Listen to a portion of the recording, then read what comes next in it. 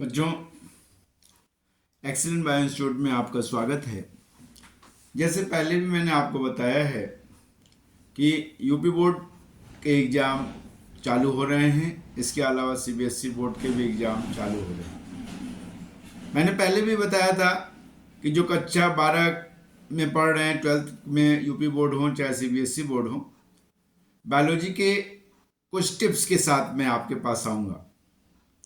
अपने वादे के अनुसार मैं हाजिर हूँ एक्सीलेंट बायो इंस्टीट्यूट के इस टिप्स क्लासेस में।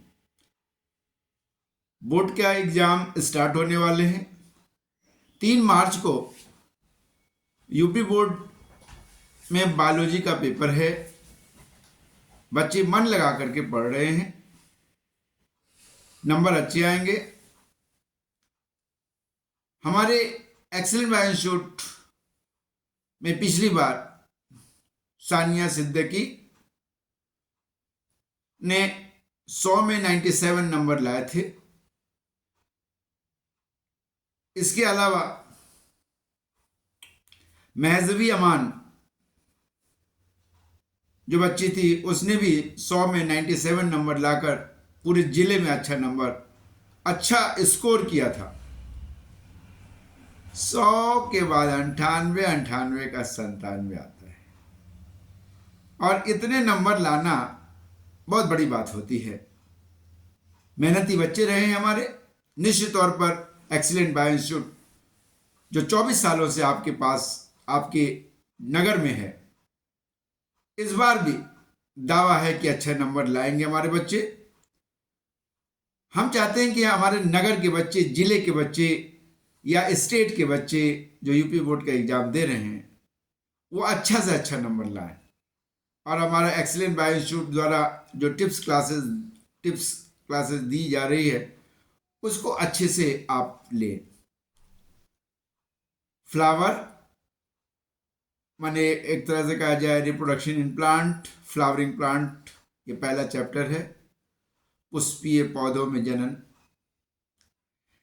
ये बहुत इंपॉर्टेंट चैप्टर है। ऐसे भी चाहे वो यूपी बोर्ड की दृष्टि से देखा जाए या सीबीएसई बोर्ड की दृष्टि से देखा जाए या सीयूटी या नेट, इस सारे एग्जामों में ये चैप्टर छाया रहता है।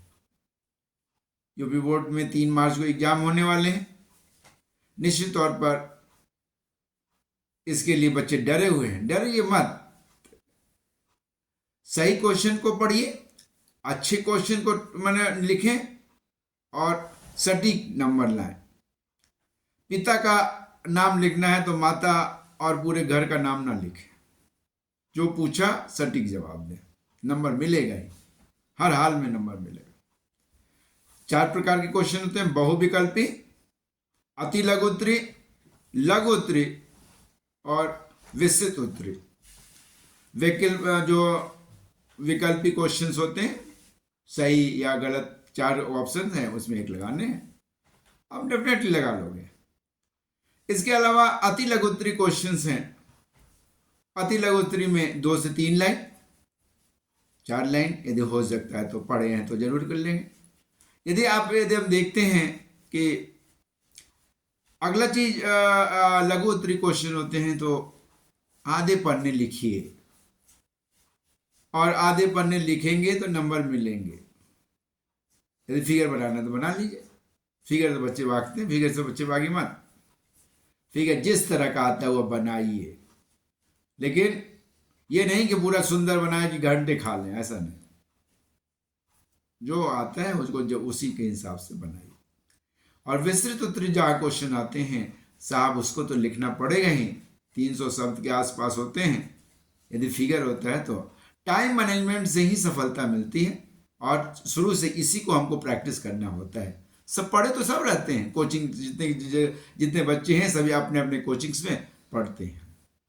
आइए अब हम बात करते हैं कुछ टिप्स की फ्लावरिंग प्लांट की। देखिए, ऐसे तो क्वेश्चन बहुत हैं, लेकिन माइक्रोस्पोरोजेनेसिस जिसे लघु बीजाणु जनन कहते हैं, या मैक्रोस्पोरोजेनेसिस या मेगास्पोरोजेनेसिस कह सकते हैं, गुरु बीजाणु जनन, दोनों में से एक आते हैं, लगभग आता है। इस बार भी चांसेस हैं, आ सकते हैं। आगे यदि हम पढ़ते हैं तो आता है डबल फर्टिलाइजेशंस। डबल फर्टिलाइजेशंस के दम बच्चों आने ही हैं। आपको इसको लिख लेना है, चीटिंग नहीं करनी है, योगी छोड़ेंगे नहीं, लेकिन याद तो जरूर कर लेना है। याद करेंगे आप अच्छे से, 2 बार लिखेंगे, 3 बार लिखेंगे। उसके अलावा हम जाएंगे तो इंडोस्पर्म भी है। इंडोस्पर्म के कार्य क्या है उसको देखा जाएगा। ओव्यूल के प्रकार, ओव्यूल के प्रकार, और जानते फिगर भी आता है साहब। फिगर को नहीं भूलेंगे, फिगर की प्रैक्टिस कर लेंगे। जैसे ओव्यूल का एलएस, ओव्यूल माने बीजांड का एलएस वाला भाग आप जरूर देखेंगे, निश्चित तौर पे देखेंगे, हो सकता है ये आ जाए। इसी में परागण भी है, पॉलिनेशन जिसे कहते हैं। परागण में जो वायु परागण है उसको देख सकते हैं, कृत्रिम परागण है उसको देख सकते हैं। जानते हैं और क्या देखेंगे? छोटे क्वेश्चंस आते हैं, बहुभ्रूणता है, उसके एफोमिक्सिस है, उसके बाद जानते कभी कभी क्वेश्चन ऐसे उठते हैं कि आप समझ नहीं पाते। जैसे फल है तो ट्रू फ्रूट, फॉल्स फ्रूट, अंतर पूछ सकता है। इंडोस्पर्म और एम्ब्रियोसैक में क्या अंतर है, ये बहुत इंपॉर्टेंट है, ये हो सकते हैं। द्विभ्रूण पत्री पौधे का जो विकास होता है, किस प्रकार एम्ब्रियो से डाइकोटिलिडेंट एम्ब्रियो डेवलप करता है और उससे प्लांट बनते हैं, इसको भी पढ़ना लाजमी है।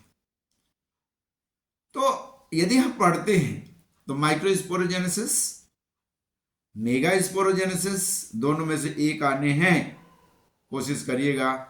लेकिन याद रहे फिगर भी ड्रॉ करने हैं, लिख के केवल भाग जाना है ऐसा नहीं है साहब। 2 से 2.5 पन्ने लिखने होते हैं, अच्छी तरह से स्कोर करना होता है। बड़े क्वेश्चन को बड़े हिसाब से लिखिए, फिगर ड्रॉ करिए। उसके बाद फर्टिलाइजेशन को जरूर पढ़ें, डबल फर्टिलाइजेशन एवं उसके महत्व, द्विनिषेचन किसे कहते हैं और उसका क्या महत्व रहा है। उसके बाद ओव्यूल, बीजांड जिसे कहते हैं, बीजांड के बारे में आप उसको देखें। बीजांड पे एलएस उसका जो आता है लॉन्गिट्यूडिनल सेक्शन के केवल फिगर बनाने आते हैं। इसके अलावा इंडोस्पर्म जिसे भ्रूणपोष कहते हैं, भ्रूणपोष की क्या उपयोगिता है, ये कितने प्रकार होते हैं, ये पढ़ना ही होगा, आपको देखना ही होगा। इसके अलावा भ्रूणपोष 2 हो गया, द्विबीजपत्री भ्रूण का विकास कैसे होता है वो देखना होगा। पार्थेनोकार्पी, पार्थेनोजेनेसिस, और उसके बाद आप यदि देखते हैं तो आप उसको देखें, क्या देखते हैं, क्या कहते हैं, एपोमिक्सिस क्या होता है, पॉलीएम्ब्रियोनिक बहुभ्रूणता, जो बहुत इंपॉर्टेंट है, हो सकता है कि आपके इस एग्जाम में आ जाए। जानते हैं कभी कभी क्वेश्चन होता है कि माइक्रोस्पोर, जैसे आप कहते हैं ना मियोसिस सेल डिवीजन होता है तो 4 मेगा स्पोर का फॉर्मेशन होता है। मेगा स्पोर की संख्या दी रहेगी, पूछेगा कितना अर्धसूत्री विभाजन होगा, कितने अर्धसूत्री विभाजन की जरूरत पड़ेगी, कितने विभाजन की जरूरत पड़ेगी। पर्टिकुलर कोई पार्ट्स दे देगा और उसमें बोलेगा कि कितने माने किस तरह हैप्लॉइड है या डिप्लॉइड है। तो इस तरह के क्वेश्चंस को आपको करने हैं। सबसे पहले पेपर को अच्छे से पढ़ना है। बायोलॉजी के पेपर को पढ़ने के पहले ध्यान से हमको पूरी चीज़ों को याद रखना, डरना नहीं है, क्योंकि क्वेश्चन बहुत हार्ड नहीं आते, क्वेश्चन लिखने वाले होते हैं और अच्छे से आप कर सकते हैं। निश्चित तौर पर आने वाले समय में आप अच्छा से करने की कोशिश करिए। नहीं होगा मैं और डीप जाऊंगा और एक एक क्वेश्चन को सॉल्व कराऊंगा। आप हमसे जुड़ें, एक्सीलेंट बायो इंस्टीट्यूट से जुड़ें। फिर मैं इंपॉर्टेंस बता रहा हूं, सबसे पढ़ना मेगा स्पोरोजेनेसिस और माइक्रो स्पोरोजेनेसिस में एक बेटा आना ही है। इसके अलावा डबल फर्टिलाइजेशन को चाट जाओ, आएगा आएगा आएगा, उसके महत्व को भी देखो। इसके अलावा यदि आगे बढ़ते हो तो ओव्यूल देखो, ओव्यूल के टाइप्स देखो, और उसके बाद एलएस ऑफ ओव्यूल का फिगर देखो। और इस तरह से ये कुछ करना ही है, दम आना है, अनिवार्य है। इसके अलावा आगे बढ़ो, द्विबीजपत्री भ्रूण है, यदि उसके विकास को देखते हो तो थोड़ा सा विकास देख लो, हो सकता है आए ना भी आए।